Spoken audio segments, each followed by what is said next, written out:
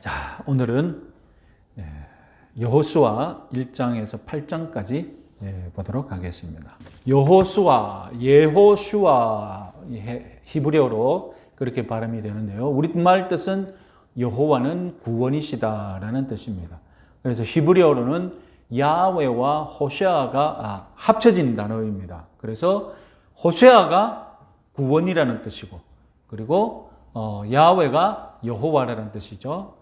그래서 원래 이름은 호세아였죠. 원래 이름은 호세아였는데 모세가 여호수아로 계명을 시켰습니다. 그래서 여호수아. 그래서 여호수아는 나중에 이름이 축약되고 간단하게 불리면 이제 뭐가 됩니까?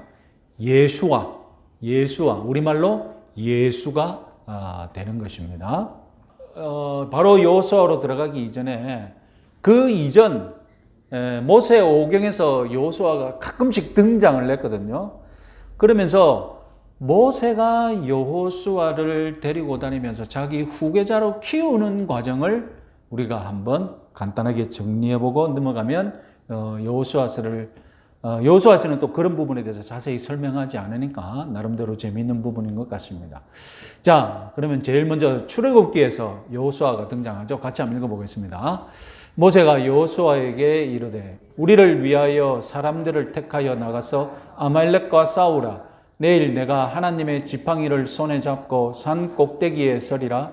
여호수아가 모세의 말대로 행하여 아말렉과 싸우고 모세와 아론과 훌은 산 꼭대기에 올라가서 여호수아가 칼날로 아말렉과 그 백성을 쳐서 무찌르느니라.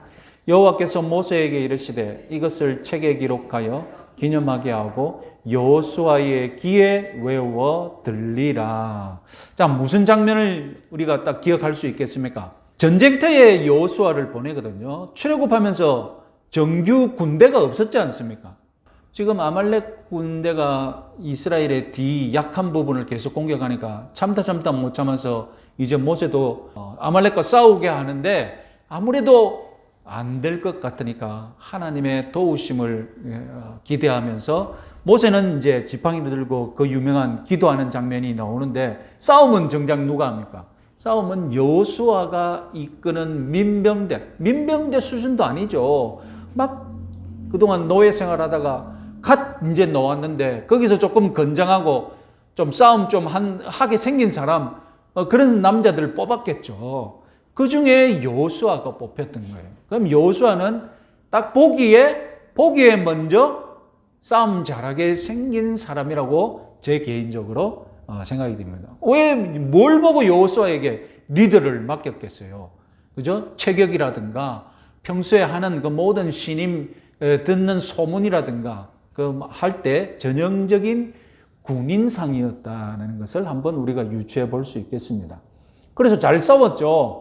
그죠? 여호수아 모세가 기도 잘 하고 있으면 이기고, 그죠? 떨어지면 또 밀리고 이러는 가운데 했습니다. 그 이후로 여호수아는 모세의 마치 그 경비병처럼, 보디가드처럼 이제 항상 붙어 다니게 됩니다. 다음 보겠습니다. 출애굽기 24장 13절 같이 한번 읽어보겠습니다. 모세가 그의 부하 여호수아와 함께 일어나 모세가 하나님의 산으로 올라가며, 이건 시내산이거든요.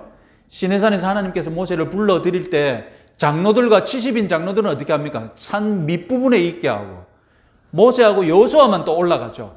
그래서 여호수아는 어디까지 올라갑니까? 산 중턱까지 올라가고, 그리고 모세 혼자 산 꼭대기에 올라가지 않습니까? 이것만 보더라도 모세와 여호수아의 관계가 모세와 다른 지도자들의 관계보다도 더 사적이고 더 특별하다. 그리고 모세의 경비병으로서, 보디가드로서 임무를 충실하게 하고 있다. 다음 출애굽기 32장 17절. 여호수아가 백성들의 요란한 소리를 듣고 모세에게 말하되 진중에서 싸우는 소리가 나나이다. 출애굽 하나님께서 너희 지금 저 밑에서 난리가 났다, 내려가 봐라 하니까 모세가 불이 나게 지금 여호수아를 데리고 한참 산에서 십계명 받다가 도중에 내려오는 장면. 밑에는 무슨 일이 벌어지고 있습니까? 금송아지 막 숨기고 예배하고 찬양하고 난리가 났지 않습니까? 그런데 여호수아의 귀에는 뭘로 드린다고요? 평소에 그 생각하는 방향이 다 뭐에 가 있습니까? 여호수아는 싸우는 쪽으로 가 있는 거예요. 이거 듣는 것도 들리는 것도 찬양과 춤추는 소리로 안 들리고 무슨 귀로 들리는 거예요? 싸우는 소리가 나나이다. 이렇게 반응을 했다는 것을 알 수 있습니다. 자, 다음 출애굽기 33장 11절. 사람이 자기의 친구와 이야기함 같이 여호와께서는 모세와 대면하여 말씀하시며 모세는 진으로 돌아오나 눈의 아들 젊은 수종자 여호수아는 회막을 떠나지 아니하니라. 이것은 무슨 말씀이냐면 금송아지 사건이 있어난 이후부터 하나님께서 그 이스라엘 백성들을 버리시겠다고 하나님이 단단히 화가 나셨을 때 또 이 이스라엘 백성들과는 상대도 안 하고 모세만 따로 만나겠다고 이스라엘의 진 밖에 모세와 만나는 회막을 따로 만드신 거예요. 그래서 모세는 자기 이스라엘 진영 밖에 세워진 하나님과 만나는 회막 속에서 1대1로 만나고 이스라엘에게 말할 게 있으면 그 회막에 넣어주고 이스라엘 진영으로 들어가서 또 어떻게 하라고 말하고, 모세가 그 이스라엘 백성 진영으로 들어가면 이 회막이 비잖아요. 잠금장치도 없고. 그러니까 이 침입을 할 수가 있지 않습니까? 모세가 저 1대1로 만나는 장소니까 나도 한번 들어가 보지. 이렇게 생각하는 엉뚱한 생각을 가질 이스라엘 백성들이 있잖아요. 그러니까 이 회막을 보디가드로 누구에게 맡깁니까? 그래, 여호수아, 니는 이제 내가 들어갈 테니까 니는 여기만 아무도 못 들어오게 하라 하고 여호수아가 그 회막을 지켰던 것입니다. 자, 이제 민수기로 넘어갑니다. 민수기 11장 28절 같이 한번 읽어보겠습니다. 택한 자 중 한 사람 곧 모세를 섬기는 눈의 아들 여호수아가 말하여 이르되 내 주 모세여 그들을 말리소서. 이것은 무슨 말이냐면 민수기 사건 중에 모세가 하나님의 명령을 따라서 이스라엘의 지도자 70 장로들을 다 불러 모아서 소집을 시킵니다. 그래서 그 소집을 하면 하나님께서 성령을 부어주셔서 이스라엘의 지도력이 모세 혼자 하는 것이 아니라 장로들 70인까지도 지도력을 나눠줄 수 있는 그런 사건이 있었는데, 장로 2명이 미처 성막까지 오지 못하고 자기 집, 자기 장막에 머물러 있는 거예요. 그런데 여기 성령이 임하고 이들이 막 예언을 하는데 성막까지 오지 않고 자기 집에 있던 장로 2명에게도 성령이 임해서 이들이 막 예언을 하니까 그걸 알게 된 여호수아가 이렇게 말하는 겁니다. 말하되 내 주여 그들을 말리소서. 스승은 여유가 있는데 제자들은 여유가 없거든요. 제자들은 자기가 지금 가장 좋은 것을 배우고 정통을 배우고 있다는 그 부풀어 오르는 자신감이 있습니다. 원래 신학교 때 신학생이 제일 정통이잖아요. 신학생이 제일 날카롭고 신학생이 이단 정제도 제일 잘합니다. 그런데 그 위에 신학생들을 가르치는 교수님들은 조금 여유가 있고 조금 넉넉하거든요. 그러니까 무슨 일이 벌어집니까? 나중에 신학생이 교수를 정죄하고 이단하는 이런 일이 벌어집니다. 제자가 더 엄격하고 제자가 더 빡빡하고, 지금 여기서 자기가 말을 전했을 거 아닙니까? 모세가 지금 여기 다 모이라고 합니다. 근데 장로들이 안 왔거든요. 그런데 안 왔는데 지금 무슨 똑같은 은혜를 받고 있어. 그러니까 못 견디는 거야. 저 사람들한테는 은혜 받으면 안 되는데 은혜 받고 있다고 모세한테 달려가가지고 저들 하지 마소서, 말리소서. 이렇게 하니까 모세가 뭐라고 합니까? 나는 저 이스라엘 장로들뿐만 아니라 모든 사람들이 다 하나님의 은혜의 영을 받고 다 예언하기를 원한다. 스승은 정작 관대하고 더 여유가 있지 않습니까? 여기서 이제 여호수아도 이제 이런 모세에게서 무엇인가 배우는 기회가 되었겠죠. 나중에 예수님의 제자들도 어떻습니까? 자기들과 같이 안 다니는 예수의 제자들이 있었는데 그 예수의 제자들이 귀신을 쫓고 이렇게 하니까 뭐라고 합니까? 신경질 나가지고 우리들과 안 다니는데 하는데 예수님 어떻게 해야 됩니까? 저들을 말리소서 똑같은 일을 하는 거예요. 그 예수님이 나와 함께하면 다 내 편이지 다른 편이 아니다. 관대하게 그들을 다 품지 않습니까? 이런 데서 관대한 지도력을 배운다고 할 수 있겠습니까? 27장 18절 같이 한번 읽어보겠습니다. 여호와께서 모세에게 이르시되 눈의 아들 여호수아는 그 안에 영이 머무는 자니 너는 데려다가 그에게 안수하고 이제 민수기 27장에서 여호수아를 안수하고 지도력을 물려주는 여호수아를 세우는 장면이거든요. 하나님께서 뭐라고 하십니까? 특별하게 그 안에 영이 머무는 자다. 하나님께서 특별하게 그동안 모세 밑에서 훈련을 받아온 여호수아에게 이제 성령을 주셔서 진짜 지도자로 만드신 것입니다. 다음 신명기 31장 같이 한번 읽어보겠습니다. 여호와께서 모세에게 이르시되 네가 죽을 기한이 가까웠으니 여호수아를 불러서 함께 해막으로 나아오라.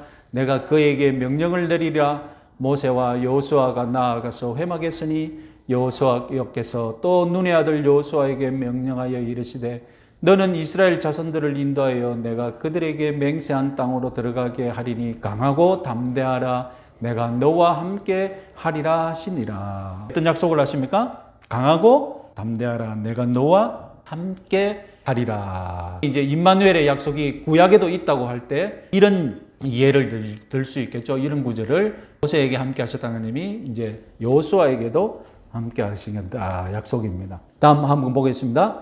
모세가 눈의 아들 여호수아에게 안수하였으므로 그에게 지혜의 영이 충만하니 이스라엘의 자손이 여호와께서 모세에게 명령하신 대로 여호수아의 말을 순종하였더라. 아까 민수기에서는 영이 있는 자라고 했는데 여기서는 구체적으로 무슨 영이라고 합니까? 지혜의 영이라고 또 다르게 얘기합니다. 다음, 자, 여호수아서 1장 1절과 여호수아 24장 29절 두 구절을 한번 비교해 보십시오. 같이 한번 읽어보겠습니다. 여호와의 종 모세가 죽은 후에 여호와께서 모세의 수종자 눈의 아들 여호수아에게 말씀하여 이르시되. 자, 그럼 맨 마지막 마치고 여호수아가 죽을 때에 읽어보겠습니다. 이 일 후에 여호와의 종 눈의 아들 여호수아가 110세에 죽으며. 자, 무슨 차이가 있습니까? 모세가 죽을 때 여호와의 종은 모세에게 아직 가지고 있죠. 그죠? 그러면 여호수아는 뭐라고 되어 있습니까? 여호수아는 모세의 수종자였어요. 모세에 따라다니며 모세의 보디가드였지 않습니까? 모세의 수행원, 모세의 비서, 모세의 경비병, 하여튼 뭐 다양한 직분을 맡아서 했었는데 모세가 죽을 때에 여호와의 종이라는 타이틀은 모세가 죽은 후에도 아직 모세가 가지고 있었고 여호수아는 모세의 수종자, 모세의 후계자 이 타이틀을 가지고 있었습니다. 여호수아가 시작할 때에 이제 여호수아가 끝날 때 죽을 때에 여호수아는 어떻게 됩니까? 여호와의 종이라는 타이틀이 이제 여호수아에게 붙은 것이죠. 이제 모세의 후계자가 아니라 이제 모세의 수종자가 아니라 정식으로 누구에게도 인정받는 누가 되어 있습니까? 여호와의 종. 모세가 가졌던 그 타이틀을 이제 자기가 가지고 죽게 됩니다. 그런데 아까 말씀 보시면 모세는 하나님과 대면하여 이렇게 말했다고 여기 보시면 사람이 자기의 친구와 얘기함 같이 여호와께서는 모세와 대면하여 말씀하시되. 모세의 리더십, 모세의 영역의 가장 큰 특징이 무엇입니까? 가장 큰 특징은 무엇이냐면 하나님과 마치 친구와 얘기함 같이 대면하여 얘기했다는 것입니다. 그래서 하나님이 마치 삐진 것처럼 돌았으면 모세는 계속해서 기도하면서 하나님을 타이르기도 하고 하나님을 그 화를 풀려고 막 노력하기도 하고 정말로 모세와 하나님이 기도로 주고받는 그 장면을 보면 정말로 친구와 친구 사이처럼 그렇게 말씀하시는 그런 기분을 느낄 수 있거든요. 이것이 모세 리더십의 핵심이었습니다. 그럼 여호수아는 하나님의 성령을 받고 그리고 나중에 보면 여호와의 종이라는 타이틀도 얻고 그리고 모세가 그 리더십을 해줬는데 모세만큼 그렇게 지내느냐? 모세만큼 그렇게 하나님과 그렇게 지내느냐? 보시면 성경을 읽어보시면 모세 여호수아에게는 뭐라고 하냐면 너는 누구에게 하나님의 말씀을 구하라고 여호수아에게 말하냐면 너는 대제사장에게 나의 말을 들으라. 그러니까 여호수아는 모세는 하나님과 친구처럼 1대1로 대면했다면 그 특권은 그 의로 더 이상 없고 여호수아의 리더십은 대제사장을 통해 하나님이 대제사장에 대한 무엇인가 뜻을 보여주시면 대제사장이 여호수아에게 보여주는 이제 이런 일이 되는 거예요. 그런 점에서 여전히 모세는 우월하고 독특하고 유일하고 모세의 지도력은 유일하고 여호수아는 모세보다 못한 그런 리더십을 가졌다는 것, 이 정도로 정리하면 되겠습니다. 자, 여호수아서를 보시면 이제 1장부터 5장까지는 가나안에 들어갈 준비를 합니다. 가나안에 들어갈 준비를 하고 이제 6장부터는 이 5장에서 강을 건너야죠. 건너서 6장부터는 가나안 정복을 시작합니다. 가나안 정복을 시작하고 그리고 12장에서 정복 전쟁이 끝나면 13장부터는 가나안 땅을 분배합니다. 21장까지. 그리고 22장부터 24장까지겠죠. 24장까지면 이 땅에서 어떻게 정착하는지 정착하는 내용을 담고 있습니다. 자, 먼저 1장. 하나님께서는 여호수아에게 과제를 주시고 네가 해야 할 일이 이런 일이다. 내가 도와주겠다. 격려도 하시고. 그리고 여호수아가 모세의 후계자로 뽑히니까 이제 12지파들이 여호수아에게 당신의 지도를 받겠다고 충성 맹세를 하고 이렇게 여호수아의 임직식이 있는 장면이라고 보면 되겠습니다. 그런데 1장에 보면 어떤 군사적인 면은 없고 이 집단이 아직까지 군대로서는 부족하다. 하나님 앞에 예배 드리는 예배 집단으로서는 성격이 있지만 아직까지 군대의 성격은 부족하다는 것을 알 수 있습니다. 자, 2장을 보시면 2명의 정탐꾼이 이제 여리고성 침입을 하게 되죠. 여기서 여러분 잘 아시겠지만 여기서 하나 놓치는 것이 무엇이냐면 신명기 7장과 20장에서 하나님은 가나안 족속과 어떤 계약도 맺지 말라고 엄명하셨습니다. 무엇이 충돌하게 됩니까? 정탐꾼 2명이 라합과 어떻게 합니까? 계약을 맺잖아요. 이 정탐꾼들이 라합에게 약속을 합니다. 이 하나님 말씀 어긴 거예요. 그런데 하나님은 그 약속을 받아주시죠. 그러니까 그 여호수아 때부터 하나님 나라를 들어오려고 애쓰는 이방인들에게는 하나님은 항상 율법을 초월하여서 그들을 받아주신 거예요. 이방인들하고 언약 맺지 말라고 분명히 하셨는데 여리고로 들어간 정탐꾼들은 깜빡했는지 아니면 알고 있었는데도 불구하고 라합의 도움이 너무나도 간절하니까 라합이 안 살려주면 숨겨 도와주지 않으면 잡혀 죽을 것 같으니까 하여튼 라합하고 약속을 내버렸어요. 그런데 하나님이 이 약속을 무효다. 너희는 율법을 어겼다. 그렇게 하지 않으시고 그 약속 그대로 받아주시면서 라합과 그 가족이 온전히 구원받는 일이 인정되지 않습니까? 우리는 이 라합이 구원받은 것을 통하여서 하나님은 하나님 나라에 침입해 들어오는 이 이방인들에게 항상 문을 여셨다는 것을 기억하시기 바랍니다.